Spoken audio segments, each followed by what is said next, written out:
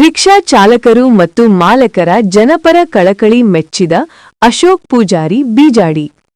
Koteshwara auto rickshaw ನಿಲ್ದಾಣ ಸಮಸ್ಯೆ ಪರಿಹಾರಕ್ಕೆ ಒತ್ತಾಯ. ಕೋಟೇಶ್ವರದಲ್ಲಿನ ಆಟೋ ರಿಕ್ಷಾ ಚಾಲಕರು ಹಾಗೂ ಮಾಲಕರು ಎದುರಿಸುತ್ತಿರುವ ನಿಲ್ದಾಣದ ಸಮಸ್ಯೆಗಳ ಕುರಿತು ಮಾತನಾಡಿದ ಅವರು, ಹಲವು ವರ್ಷಗಳಿಂದ ಈ ಭಾಗದಲ್ಲಿ ಸೂಕ್ತ ಆಟೋ ರಿಕ್ಷಾ ನಿಲ್ದಾಣದ ಕೊರತೆ ಇರುವುದರಿಂದ ಚಾಲಕರು ಮತ್ತು ಸಾರ್ವಜನಿಕರು ಸಂಕಷ್ಟ ಅನುಭವಿಸುತ್ತಿದ್ದಾರೆ ಎಂದು ತಿಳಿಸಿದರು.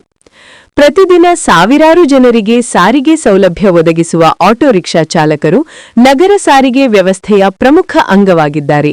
ಆದ್ದರಿಂದ ಅವರಿಗೆ ಮೂಲಭೂತ ಸೌಲಭ್ಯಗಳಾದ ಶಾಶ್ವತ ನಿಲ್ದಾಣ, ಕುಡಿಯುವ ನೀರು, ನೆರಳು ವ್ಯವಸ್ಥೆ ಸೇರಿದಂತೆ ಅಗತ್ಯ ಸೌಲಭ್ಯಗಳನ್ನು ಕಲ್ಪಿಸುವುದು ಸಂಬಂಧಪಟ್ಟ ಅಧಿಕಾರಿಗಳ ಜವಾಬ್ದಾರಿಯಾಗಿದೆ ಎಂದು ಹೇಳಿದರು.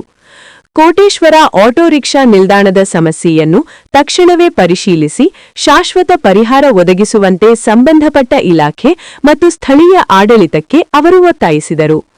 ಈ ಸಂದರ್ಭದಲ್ಲಿ ಆಟೋ ರಿಕ್ಷಾ ಚಾಲಕರು ಮತ್ತು ಮಾಲಕರು ತಮ್ಮ ಸಮಸ್ಯೆಗಳನ್ನು ವಿವರವಾಗಿ ತಿಳಿಸಿ ತಕ್ಷಣ ಕ್ರಮ ಕೈಗೊಳ್ಳುವಂತೆ ಮನವಿ ಮಾಡಿದರು. ಮಾನವೀಯತೆ ಫಸ್ಟ್ ಅಲ್ಲಿ ಎಲ್ಲಕ್ಕಿಂತ ಮೇನ್ ಆಗಿ ಮಾನವೀಯತೆ ಮೇನ್ ಇರ್ತವೆ.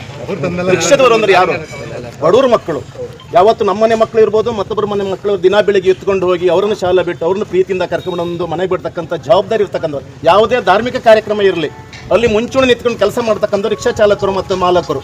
ಯಾವುದೇ ರಕ್ತದಾನ ಶಿಬಿರ ಇರಲಿ ಅಲ್ಲಿ ಪ್ರಥಮವಾಗಿ ರಕ್ತ ಕೊಡ್ತಕ್ಕಂಥದ್ದು ರಿಕ್ಷಾ ಮಾಲಕರು ಮತ್ತು ಚಾಲಕರು. ಯಾರು ರಸ್ತೆ ಮೇಲೆ ಬಿದ್ದು ಪೆಟ್ಟು ಮಾಡ್ಕೊಳ್ಳಿ ಫಸ್ಟ್ ಅಲ್ಲಿ ಹೋಗುವಂಥದ್ದು ರಿಕ್ಷಾ ಮಾಲಕರು ಮತ್ತು ಚಾಲಕರು.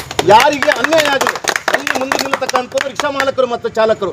ಅವರು ಹೊಟ್ಟೆ ಮೇಲೆ ಹೊಡಿಲಿಕ್ಕೆ ನಾವು ಹೊರಟಿದ್ರಲ್ವ ಸರ್, ಇದು ಸರಿ? ಕಾನೂನಲ್ಲಿ ಮಾತಾಡ್ಲಿಕ್ಕಾದ್ರೆ ಪಿಡಿ ಅವರೇ ನಾನು ಮಸ್ತ್ ಕಾನೂನಲ್ಲಿ ಮಾತಾಡ್ತೀರಿ. ಎಲ್ಲೆಲ್ಲೂ ಕಾನೂನು ಉಲ್ಲಂಘನೆ, ಬಿಜಾಡಿ ಪಂಚಾಯತ್ ಇರ್ಬೋದು, ಕೋಟೇಶ್ವರ ಪಂಚಾಯತ್ ಇರ್ಬೋದು, ಕರಾವಳಿ ಭಾಗದ ಎಷ್ಟೆಷ್ಟು ಕೇಳಿ ನಿಮ್ಮ ಬಗ್ಗೆ ನಮ್ಗೆ ಅಗೌರವ ಇಲ್ಲ.